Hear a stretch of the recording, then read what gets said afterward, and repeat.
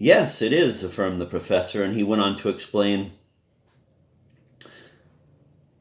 some authentic manuscripts of the 10th century master of black magic, Gerbert of Aurillac, have been discovered here in your state library, and I've been asked to examine them. I'm the only person in the whole world who's qualified to do so. Ah, so you're a historian then? Asked Berlioz with great respect and relief.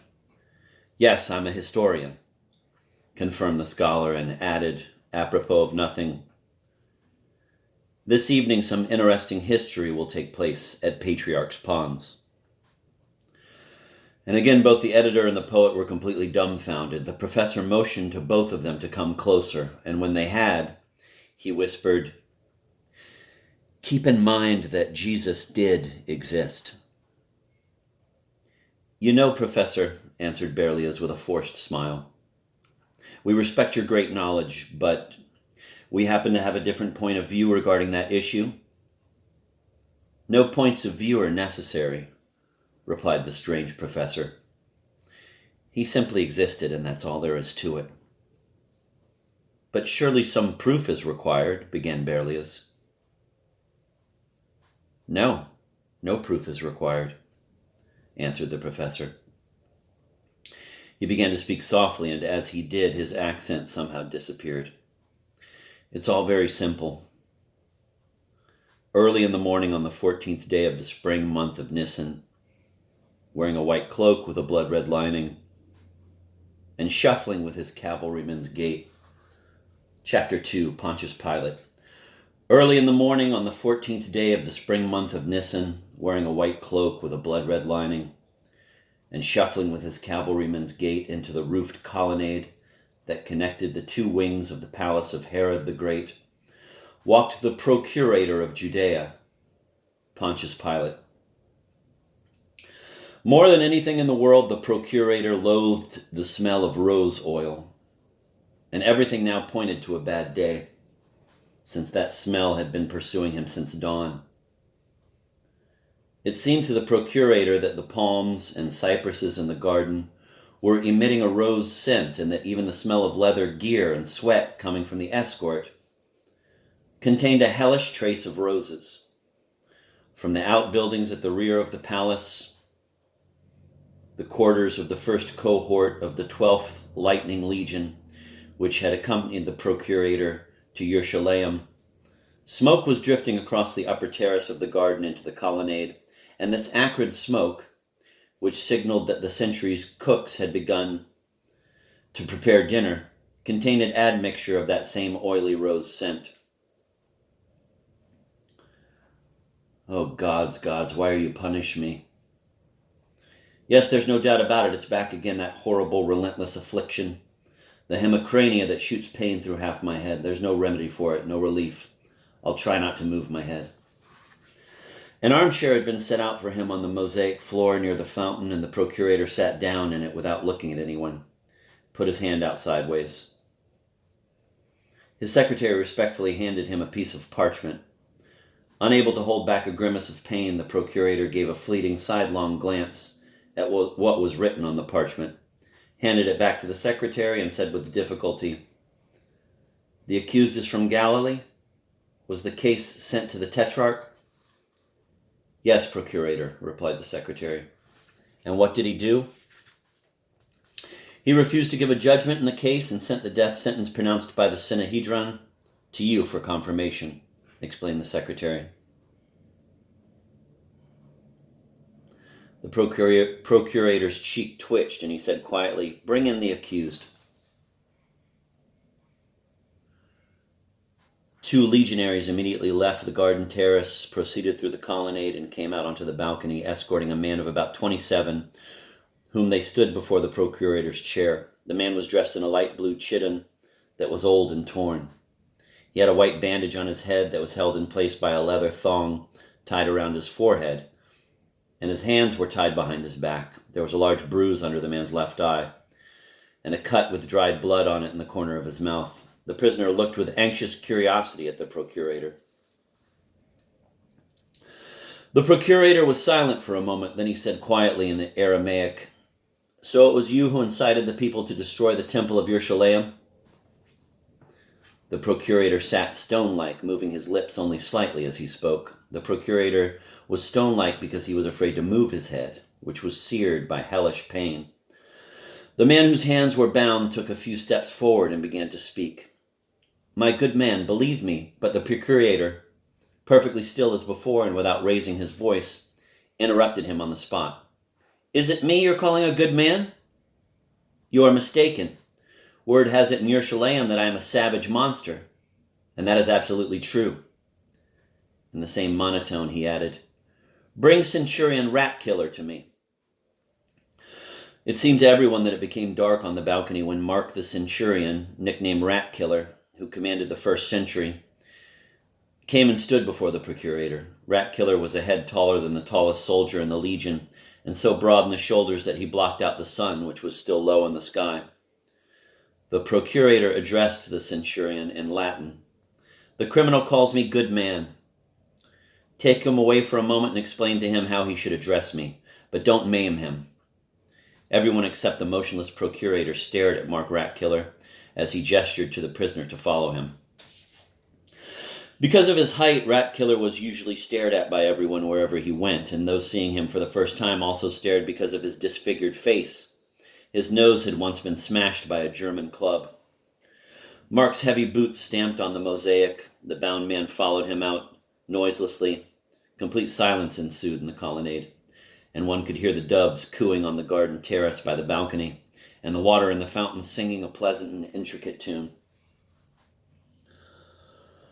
The procurator felt the urge to get up, put his temple under the water, and freeze in that position, but he knew that even that would not help him.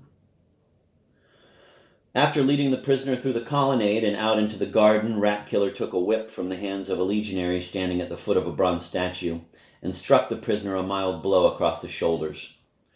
The centurion's stroke was casual and light, but the bound man sank to the ground instantly as if his legs had been knocked out from under him. He gasped for breath. The color left his face and his eyes glazed over. With just his left hand, Mark lifted the fallen man into the air lightly as if he were an empty sack, stood him on his feet, and began speaking in a nasal voice, mispronouncing the Aramaic words. "Address the Roman procurator as hegemon. Do not use other words. Stand at attention. Have you understood me, or do I have to hit you again?"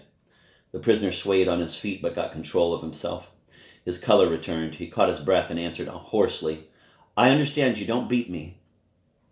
A minute later, he was again standing before the procurator. A flat, sick-sounding voice was heard. "Name." "Mine?" The prisoner responded quickly, demonstrating with all his being his readiness to answer sensibly and not to provoke more anger. The procurator said softly, "Mine, I know. Do not pretend to be more stupid than you are. Yours." "Yeshua," the prisoner replied hurriedly. "Is there a surname?" "Ha-Natsri." "Where are you from?" "The city of Gamala," answered the prisoner, indicating with a toss of his head that somewhere far away off to his right in the north was the city of Gamala. "Who are you by birth?" "I don't know exactly," the prisoner replied readily. "I don't remember my parents. I've been told that my father was a Syrian." "Where is your permanent residence?" "I have none," answered the prisoner shyly. "I travel from town to town." "That can be expressed more succinctly in one word. Vagrant," said the procurator. Then he asked, "Do you have any family?" "None. I am alone in the world." "Are you literate?" "Yes." "Do you know any language besides Aramaic?" "Yes, Greek." One swollen lid was raised and an eye, glazed by suffering, stared at the prisoner. The other eye remained closed. Pilate began speaking in Greek. "So you intended to destroy the temple building and were inciting the people to do this?" Here the prisoner again became animated. The fear disappeared from his eyes and he began in Greek. The prisoner's eyes flashed with horror at having again almost said the wrong thing. "Never in my life, hegemon, have I intended to destroy the temple, nor have I ever tried to instigate such a senseless action." A look of surprise crossed the face of the secretary, who was bent over a low table, writing down the testimony. He raised his head, but then immediately lowered it to the parchment. All kinds of different people flock into the city for the holiday. Among them are magi, astrologers, soothsayers, and murderers, said the procurator in a monotone, and liars as well. You, for example. It is plainly written, he incited the people to destroy the temple. People have testified to that. Those good people, began the prisoner, and after hastily adding hegemon, he continued, are ignorant and have muddled what I said. In fact, I'm beginning to fear that this confusion will go on for a long time. And all because he writes down what I say incorrectly. Silence ensued. Now both pained eyes gazed at the prisoner seriously. I will tell you again, but for the last time, stop pretending to be crazy, villain, said Pilate in a soft monotone. Not much has been recorded against you, but it is enough to hang you. No, hegemon, said the prisoner, straining every nerve in his desire to be convincing. There's someone who follows me around everywhere, always writing on a goatskin parchment. And once I happened to see the parchment and was aghast. Absolutely nothing that was written there did I ever say. I begged him, for God's sake, burn your parchment. But he snatched it out of my hands and ran away. Who is he? Asked Pilate distastefully, touching his hand to his temple. Levi Matvey, the prisoner explained willingly. He was a tax collector, and I first met him on a road in Bethphage, at the place where the fig orchard juts out at an angle, and I struck up a conversation with him. At first he treated me with hostility and even insulted me. That is, he thought he was insulting me by calling me a dog. Here the prisoner laughed. I personally have no bad feelings about dogs that would cause me to take offense at that name. The secretary stopped writing and cast a furtive, surprised glance, not at the prisoner, but at the procurator. However, after he heard me out, he began to soften, continued Yeshua. He threw me his money down on the road and said that he'd come traveling with me. Pilate laughed with one side of his mouth, baring his yellow teeth. Turning his whole body to the secretary, he said, "Oh, city of Yerushalayim, what tales it can tell.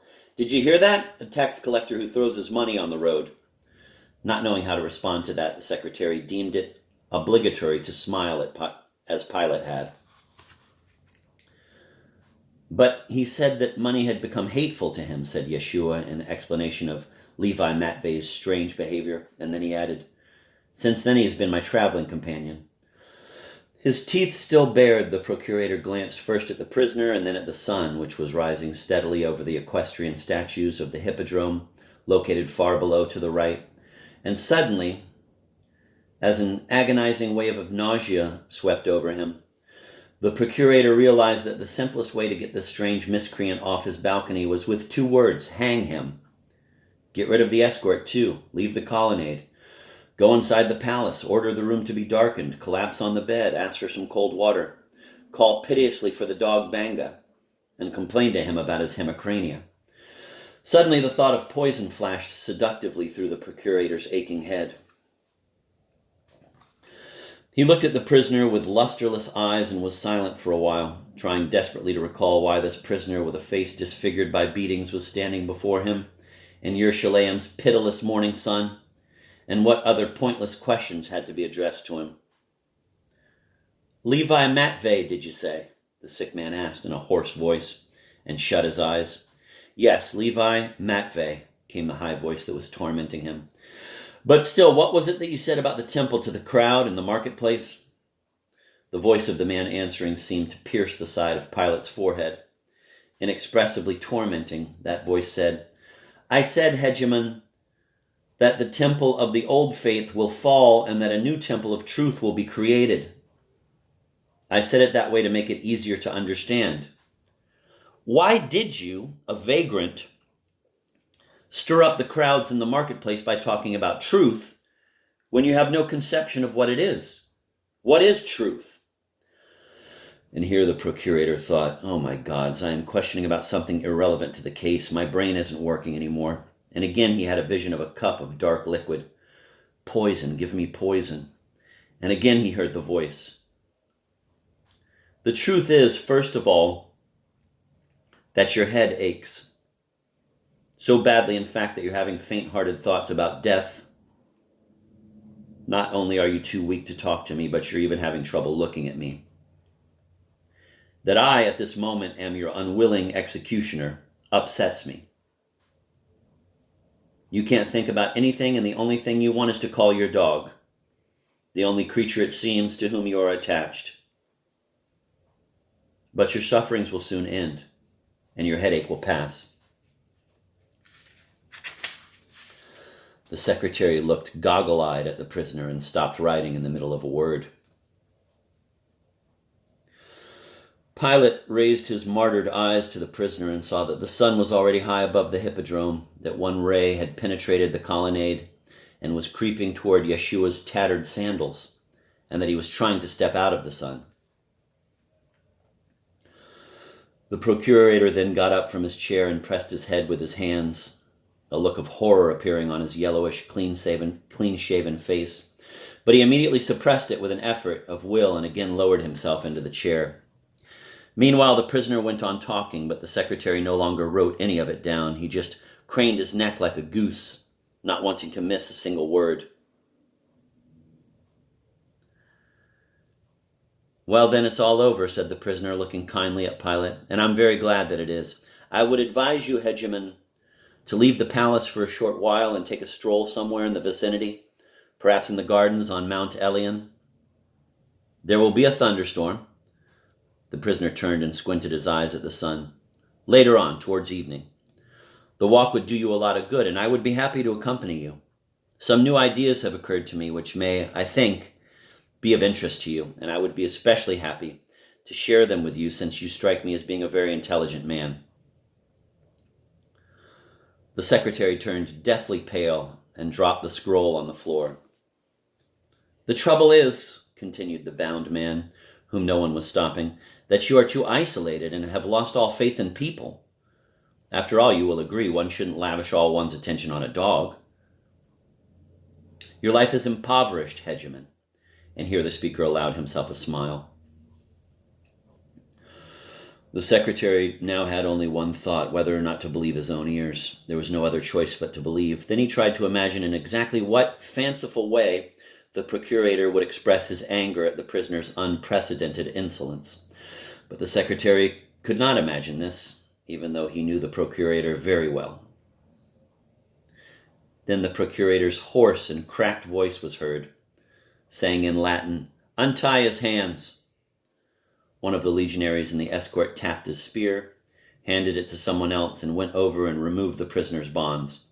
The secretary picked up the scroll, decided not to write anything down for the time being, and not to be surprised at anything. "Tell the truth," said Pilate softly in Greek. "Are you a great physician?" "No, procurator, I am not a physician," answered the prisoner, rubbing his mangled, swollen, reddened wrists with pleasure. Pilate looked probingly at the prisoner from beneath his brows, and his eyes, no longer dull, gave off their familiar sparkle. "I did not ask you before," said Pilate, "but do you perhaps know Latin, too?" "Yes, I do," answered the prisoner. Pilate's yellowish cheeks filled with color, and he asked in Latin, "How did you know that I wanted to call my dog?" "That was very simple," replied the prisoner in Latin. "You waved your hand in the air." The prisoner repeated Pilate's gesture, as if you were petting something. "And your lips?" "Yes," said Pilate. They were both silent for a while. Then Pilate asked in Greek, "And so, you are a physician?" "No, no," was the prisoner's animated reply. "Believe me, I am not a physician." "Well, all right, if you wish to keep it a secret, you may do so. It has no direct bearing on the case. So you maintain that you did not incite them to tear down, or burn, or in any other manner destroy the temple." "I repeat, Hegemon, I did not incite them to any such actions. Do I look like an imbecile?" "Oh, no, you do not look like an imbecile," replied the procurator softly, breaking out in a fearsome smile. "So swear that you did nothing of that kind." "What would you have me swear by?" asked the unbound prisoner excitedly. "Well, by your life," answered the procurator. "It is most timely that you swear by your life, since it is hanging by a thread. Understand that."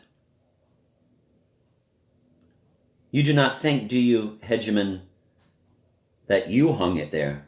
Asked the prisoner. If you do, you are very much mistaken.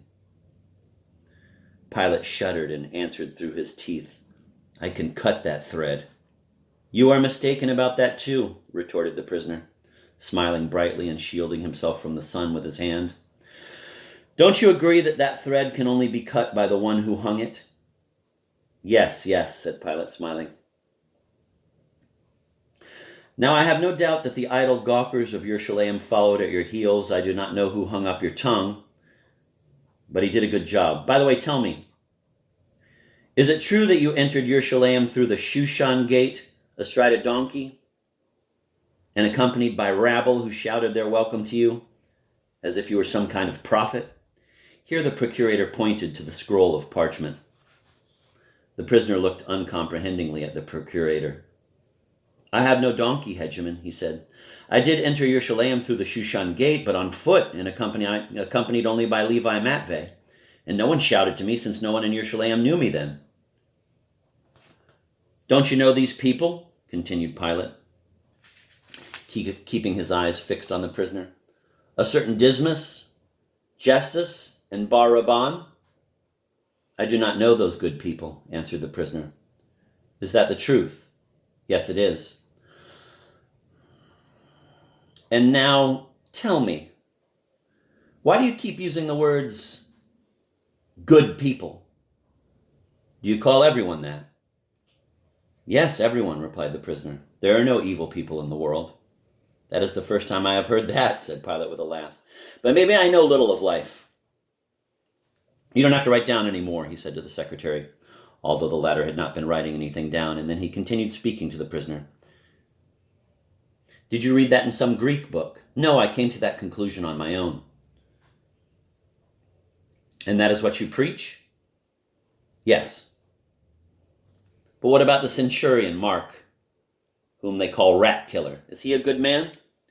Yes, he is, answered the prisoner. But he's an unhappy man.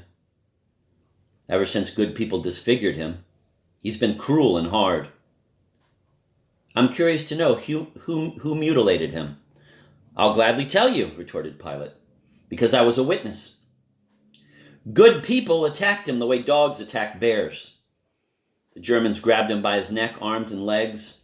An infantry maniple had been ambushed, and if the cavalry Terma under my command had not broken through from the flank, then you, philosopher, would not have had to talk with Rat Killer. It happened in the Battle of Idistaviso, in the Valley of the Maidens. If I could just talk to him, interjected the prisoner wistfully, I'm sure he would change drastically. I imagine, rejoined Pilate, that the legate of the legion would have little cause to rejoice if you took it into your head to talk to one of his officers or soldiers. Fortunately for all of us, however, that will not happen. And I'm the one who will see that it doesn't. At that moment, a swallow darted into the colonnade, flew in a circle under the gilded ceiling, swooped down, its pointed wing almost grazing the face of one of the bronze statues in the niche, and then took cover behind the capital of the column. Perhaps it had decided to build a nest there. During the swallow's flight, the following thought was taking shape in the procurator's now bright and clear head. The hegemon had looked into the case of the vagrant philosopher Yeshua, called Ha-Natsri, and found the criminal charges against him to be unsubstantiated. Specifically, he found no connection whatsoever between Yeshua's actions and the recent disorders in Yerushalayim. The vagrant philosopher turned out to be mentally ill, in consequence of which the procurator does not confirm the death sentence pronounced against Ha-Natsri by Lesser Sanhedrin.